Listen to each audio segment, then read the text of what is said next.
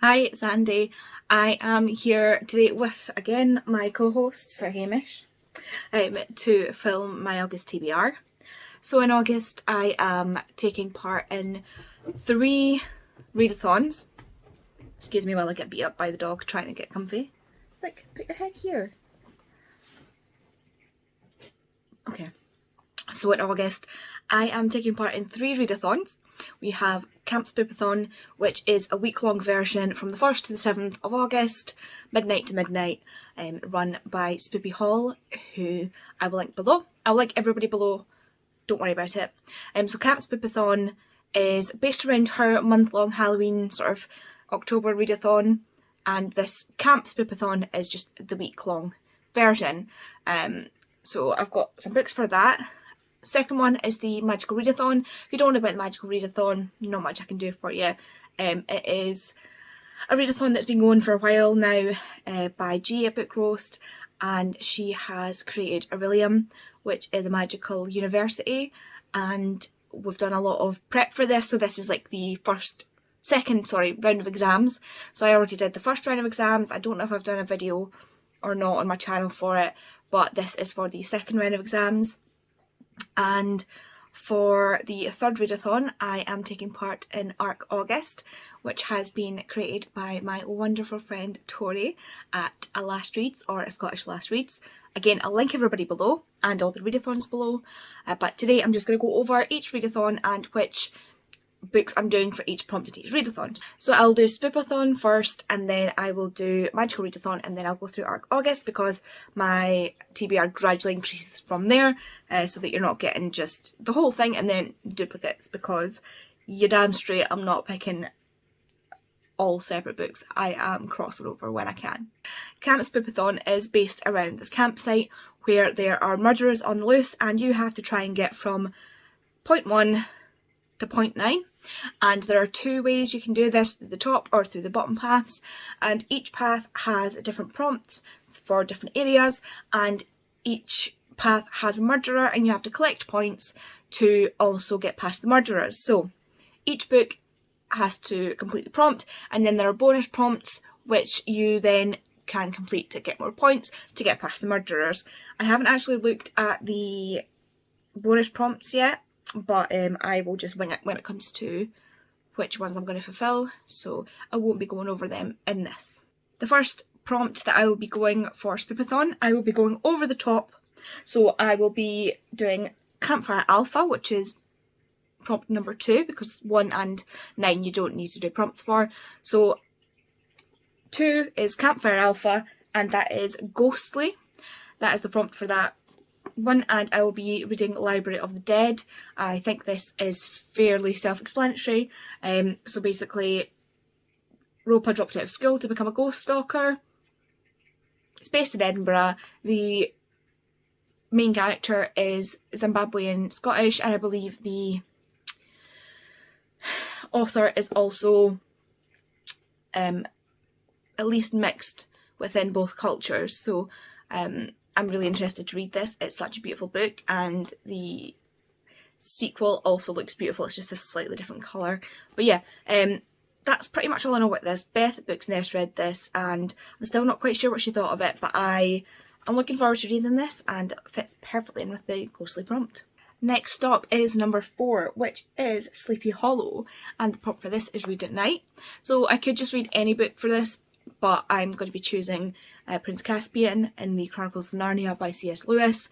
I am currently rereading all these books just now because I had a little slump and decided that rereading something that I really wanted to read was the better idea than just not reading at all. So I'm currently rereading this. I am currently about to start The Horse and His Boy, which is the 3rd book. Prince Caspian is the 4th. So there is no chance I'm going to be past this, I don't think, by the time August hits. So it's probably Prince Caspian. If not, it'll be The Voyage of the Dawn Treader, but it'll be one of the Narnia books. The next is number 6, and that is The Toolshed, and the prompt for this is murder, and it would be rude to take part in a Spoop's readathon and not read one of Spoop's favourite books, and now that I have it in my TBR, and that is Battle Royale. If I need to tell you why I picked this for murder, then I don't have time, because this is where the term a battle royale comes from. This is one of the inspirations for the Hunger Games. Basically, you put kids into an arena, they all have to murder each other until only one is left standing. And yeah, so it might not be that they're murdering each other that you want to count the murder for, but certainly the government, as far as I'm concerned, is murdering them. So yeah, I've picked this for murder, and that is by an author whose name I'm not going to try and pronounce because I will butcher. But yeah, if you want to know anything about Battle Royale, I say go to Spoops' channel, because this is one of her favourite books of all time. And the last prompt that I need to get to safety and to get into Spoop's cabin is number 8, and that is Brad Oak, which the prompt for that is thrilling. So I'm going to be reading The Switch by Beth O'Leary. Now, thrilling, for a book like this, you might be thinking, what the hell are you on about? But for me, the whole premise of this book is that the grandmother and the granddaughter switch homes and lives, and basically are looking for a new adventure. And to me, that's something that would be quite thrilling, taking yourself out of your own sort of comfort zone and plonking yourself in the complete opposite place. Like, one goes from country to city, one goes from city to country, and the thrill of that sudden change would be a great adrenaline rush. So for me, that's what I'm choosing for this, for thrilling. And Spoops is just so kind, so she is happy with you stretching the prompts however works for you. So I will be reading this book and taking no arguments on it. So next is Magical Readathon, and for that you need to get certain grades for your type of job that you want to qualify for. So the job I'm going for is a scribe, or that my character is going for is a scribe, and for that I need to pass an O in Elemental Studies, a D in Inscription, and a Q in Lore, and an O in Restoration. So for the first 4, so for these, for an O in Elemental Studies, the prompt is to start a book with a drink. I'm going to use Library of the Dead for that and just start it with a drink. For an O in Inscription, the prompt is to read a childhood favourite. I'm going to read Prince Caspian, or whichever Narnia book I'm on to at that point, but it'll be either Prince Caspian or Voyage of the Dawn Treader. For a Q in Inscription, the prompt is a graphic novel, manga, comic book, and I'm going to use this as an excuse to reread Heartstopper Volume 2, because I've already reread Volume 1 last month, so Volume 2 will be a good reread for the Magical Readathon. And for D grade in Inscription, the prompt is Cozy Read, and for that I'm choosing Beach Read by Emily Henry, because what is cozier than going to a lovely little cottage on the beach, a little villa on the beach, sitting on the sand, sitting in one of those lounger chair things, in the sun, big hat, sunglasses, and reading a book. So for my O in Restoration, which is a single object which is the focus of the cover, I am taking this advantage to try and keep up with my Philippa Gregory reading, and that is going to be The Kingmaker's Daughter. As you can see, the main focus is the crown, so that's the one thing, is the crown. Everything else is sort of blurred out.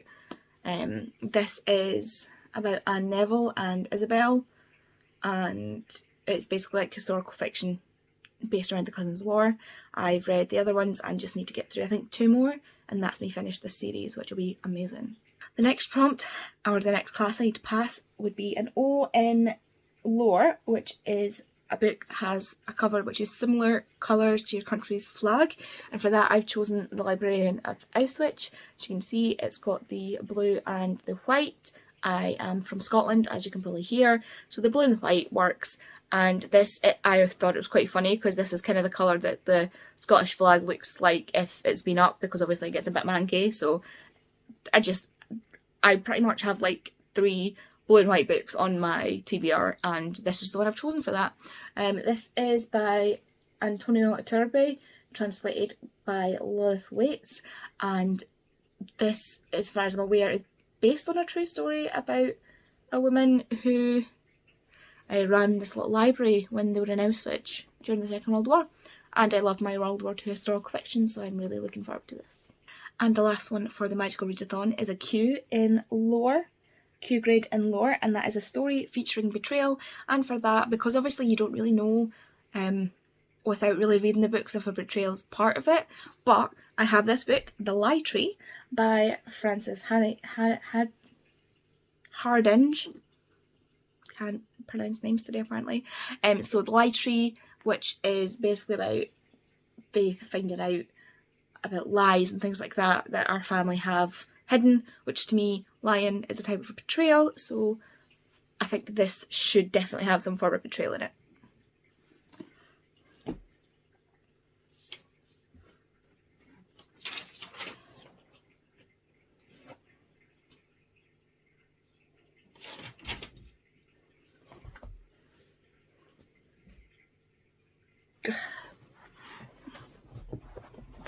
Go on then. Go on. So for Tori's ARC August, I am going to be trying to do all 12 prompts. Not all 12 prompts are books. 2 of them are not books, but the rest of them are. So the first prompt for that is to post your TBR. So this is me posting my TBR, prompt 1 already done. How great is that? The rest of them I basically just took the word ARC off of it and I'm using it for my, just the books that I own. So the first prompt, which is number 2 on the list, is your newest. And for that I'm going to be reading The Near Witch by V.E. Schwab. I'm also taking part in the Schwabalong, and this month's is The Near Witch. Tori is also doing that alongside Jem and someone else whose name I can't remember, but I'll link it all below. So I don't have a copy of that yet, so I will be getting a copy of that and reading it in August, so obviously that'll be my newest book that I get. The third prompt is the oldest book, and for that I will be reading one of my Narnia books, probably again Prince Caspian or Voyage of the Dawn Treader, depending on which one I'm on at that point. These were written in the 50s, so they're some of the oldest books I have on my shelves, and these books as well are one of the first sort of books that I got. I think actually the original set I got are over there because I've got 2 copies, but the original set are kind of worse for wear, and these are my newer set, which are I've only been read a few times, so I'm reading this, but the Narnia books are some of the oldest books I've ever had in my life. Next prompt 4 is your most anticipated, and that is Beach Read by Emily Henry. I am really looking forward to getting some more Emily Henry reads under my belt because I really enjoyed the other books that I've read, and I am looking forward to reading more. Don't know how I'll get to book lovers, if I'll do it this month or if I'll do it next month or whatever, but Beach Read is on my TBR for August. Prompt number 5 is a sequel, and for that I'll be reading The Kingmaker's Daughter by Philippa Gregory. As I've already said, this is a sequel to part of her Cousins War series.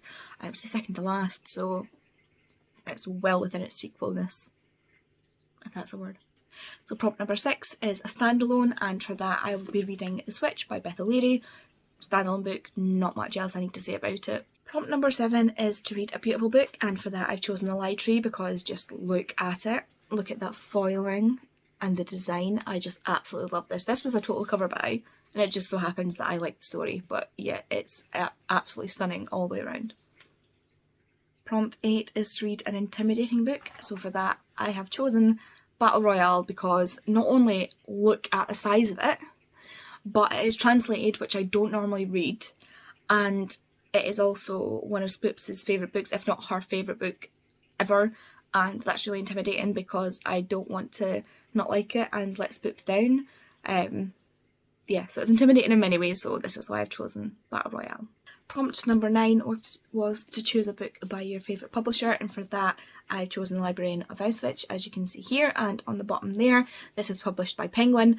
Penguin is pretty much the only publisher that I've been aware of in the entire time up until recently, because I just never really looked at publishing, but Penguin do a lot of children's books and a lot of classics and things like that, books that I've tended to read when I was younger. The only publisher I was aware of was Penguin, so they've kind of just been, I suppose, my favourite publisher. They're definitely probably the publisher that I've read most books from up until I started noticing publishers, if that makes any sense. Prompt 10 is to read a book that you have been putting off, and for me that is The Library of the Dead. I got this when it came out in the paperback format because it just seemed really interesting and it looked really beautiful, and I've been putting it off because I'm scared I'm not going to like it. So it's time to buckle up, buttercup, and just get reading. And prompt 11 is basically to read anything you like, any book that you want. So for me, if you've been paying attention to my previous bits of TBR, won't be surprised to see that that'll be Heartstopper Volume 2.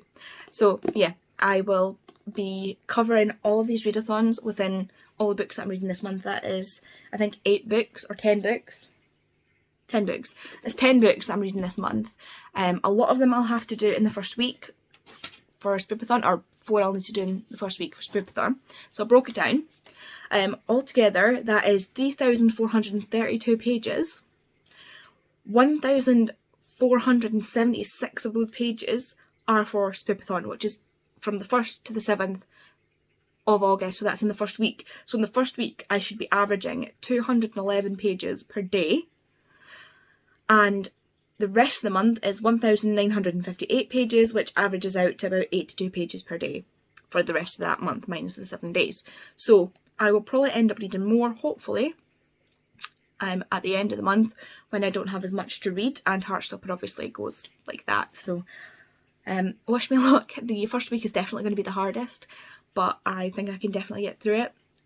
Battle Royale, I feel like I'm either going to struggle through or I'm going to go racing through, and that is really the thing that's adding the most pages, as you can probably imagine, to my TBR. I already know that the Philippa Gregory one is going to take me ages, so I know, you know, that one's best not to put in that really small window of time.